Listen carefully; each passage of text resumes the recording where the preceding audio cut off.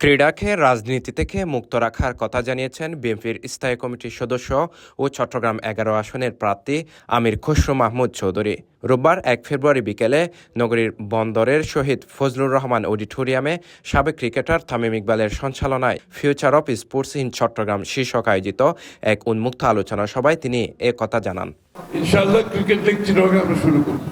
আমির খসরু মাহমুদ চৌধুরী বলেন, স্পোর্টসকে রাজনীতি থেকে মুক্ত রাখতে হবে। আগামী দিনে এটি নিশ্চিত করার চেষ্টা করা হবে।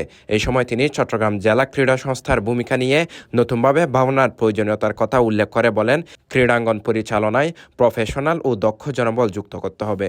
চট্টগ্রামে যত স্পোর্টস মানুষ যত ইন্টারেস্ট আছে যে সমস্ত এরিয়াতে সামষ্টিকভাবে আমরা সবাইকে কিভাবে প্রোভাইড করতে পারি, আমরা যদি কমপ্লেক্স করি সেই কমপ্লেক্সকে কাদের জন্য কি কি ফেসিলিটি দেওয়া যেতে পারে, যেহেতু স্পোর্টস কমপ্লেক্স আমরা করবোই।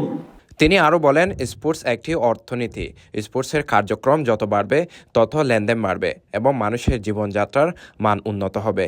আমরা যত বেশি স্পোর্টসকে জনপ্রিয় করতে পারব তত স্পোর্টস ইকোনমি শক্তিশালী হবে। এর মাধ্যমে বিপুল কর্মসংস্থান সৃষ্টি হবে এবং নতুন নতুন কর্মক্ষেত্র গড়ে উঠবে। আমরা আজকে দীর্ঘদিন যারা ক্রীড়া সংগঠক বা ক্রীড়াঙ্গনে আছি, স্পোর্টসের মাধ্যমে দেশের পরিচিতি ও জনপ্রিয়তা বাড়ে। তাই স্পোর্টস নিয়ে আগামী দিনে বিএনপির বিশাল পরিকল্পনা রয়েছে বলে জানান বিএনপির এই নেতা। তিনি বলেন, খেলাধুলাকে অবশ্যই রাজনীতির বাইরে রাখতে হবে। পর্যাপ্ত ফ্যাসিলিটি নিশ্চিত করতে হবে যাতে শিশু থেকে শুরু করে সব বয়সের মানুষ সমান সুযোগ পায়।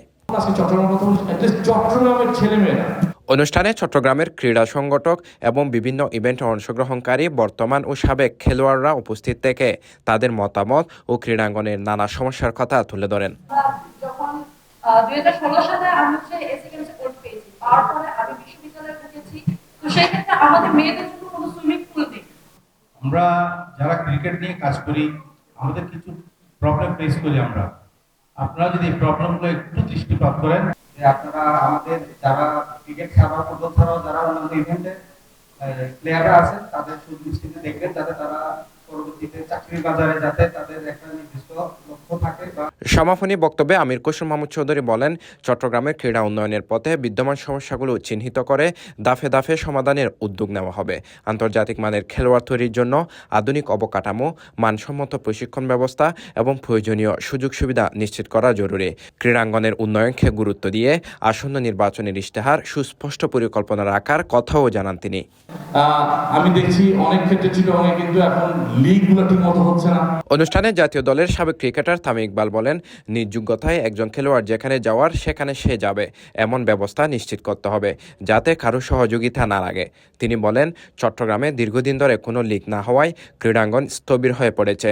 নির্বাচিত হলে দ্রুত লিগ চালুর জন্য আমির খসরু মাহমুদ চৌধুরীর প্রতি আহ্বান জানান তিনি। সবার পক্ষ থেকে আমি আপনাদেরকে এটাই রিকোয়েস্ট করবো যে আল্লাহ যদি আপনাদেরকে ওই সুযোগটা দেয় সরকার গঠন করার, তাহলে এই জিনিসটার প্রতি যেরকম আমরা খুবই সিরিয়াসলি দেখি। তামিম ইকবাল আরও বলেন, বর্তমানে অনেক খেলোয়াড় অনুপযুক্ত পরিবেশে অনুশীলন করতে বাধ্য হচ্ছে। ক্রীড়ার পরিবেশ উন্নয়নে কার্যকর উদ্যোগ জরুরি। তিনি বলেন, চট্টগ্রামের ক্রীড়া অঙ্গন গত 15-20 বছর ধরে স্থবির হয়ে আছে। এই জড়তা ভাঙতে হবে।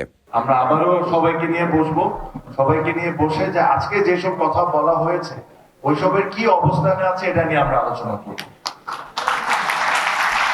এই সময় আউটার স্টেডিয়ামে একটি আধুনিক স্পোর্টস কমপ্লেক্স গড়ে তুলে সব ধরনের খেলাধুলার সুযোগ তৈরির আহ্বান জানান তামিম ইকবাল। তিনি বলেন, সরকার গঠনের পর কর্পোরেট খাতের সঙ্গে সমন্বয় করে বিভিন্ন লিগ চালুর উদ্যোগ নেওয়া প্রয়োজন। তোমাদের জন্য যদি আলাদাভাবে কোনো কিছু করে দেওয়া হয় যেখানে তোমরা ওই এনভায়রনমেন্টে যায় ভালো করে প্র্যাকটিস করতে পারো, তুমি আশা করি খসরু আঙ্কেল আছেন, নিশাফিল ভাই আছেন, এই ব্যবস্থা তোমাদের জন্য করে দিতে হবে। আর করে দিবে না, করে দিতে হবে, এটা আমাদের দাবি। এটা চিটাগংয়ের পাশে সবার একটা দাবি। অনুষ্ঠানে বিএনপির আন্তর্জাতিক বিষয়ক উপকমিটির সদস্য ও বাংলাদেশ ক্রিকেট বোর্ডের কাউন্সিলর ইসরাফিল খসরু মাহমুদ চৌধুরী বলেন, স্পোর্টসের একটি বড় বাজার রয়েছে। এই বাজার গড়ে তুলতে হলে আগে ইকোসিস্টেম তৈরি করতে হবে এবং ভ্যালু এডিশনের মাধ্যমে সেটিকে টেকসই করতে হবে। তিনি জানান, ভবিষ্যতে 64 জেলায় স্পোর্টস ভিলেজ গড়ে তোলার পরিকল্পনা রয়েছে এবং এম এ আজিজ স্টেডিয়ামকে সব ধরনের খেলাধুলার জন্য উন্মুক্ত করা হবে। পাশাপাশি শিক্ষা ব্যবস্থায় স্পোর্টসকে বাধ্যতামূলক করার কথাও বলেন তিনি। ওগুলোকে আমরা ইমপ্রুভ করতে পারিনি, দেন নতুন ইনফ্রাস্ট্রাকচার বিল্ড আপ সুযোগ আছেই। একটা জিনিস ভেরি ইম্পর্টেন্ট, স্পোর্টস একটা মার্কেট আছে। হ্যাঁ, তো ক্রিকেটের গ্লোবাল, আমাদের বাংলাদেশের ক্রিকেট একটা মার্কেট অলরেডি গ্লোবালি আমি জানি। সো মার্কেটটা যত বেশি ক্রিয়েট হবে তত বেশি মানুষ কিন্তু এইখানে আসবেন ইনভেস্ট করার জন্য। তো প্রথম চ্যালেঞ্জটা হবে মার্কেটে ক্রিয়েট করা, ঠিক আছে? তো যখন আমরা এখানে কথা বলছি, স্পোর্টস ইকোনমির কথা বলেছি, আপনি যে কোনো ওয়েস্টার্ন কান্ট্রিতে যান, ওই স্পোর্টসগুলো যখন একটা লেভেল আসার পরে একটা গ্লোবাল মার্কেট ক্রিয়েট হয়েছে, তখন স্পোর্টসের ইনভেস্টমেন্টগুলো আসতে থাকে। হ্যাঁ, যেমন আপনি যদি ওয়েস্টার্ন দেশে যেখানে ফুটবল হয়, এখানে বিলিয়ন ডলার ট্রানজাকশন হয়, প্লেয়ার ট্রান্সফার মার্কেট সব কিছু আছে। ওই স্পোর্টস ইকোসিস্টেমটাকে ডেভেলপ করা হয়েছে গ্র্যাজুয়ালি। সো আমাদের স্পোর্টস ইকোনমি ডেভেলপ করতে হলে ভ্যালু এডিশন করতে হবে। তা আমাদের দেখতে হবে কোন কোন স্পোর্টসগুলোতে আমরা ভ্যালু এডিশন করতে পারি।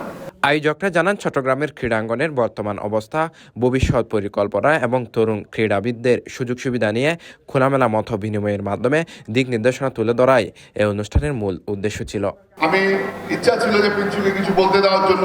Sheikh Mohammad Faisal, CTG post, Chittagong.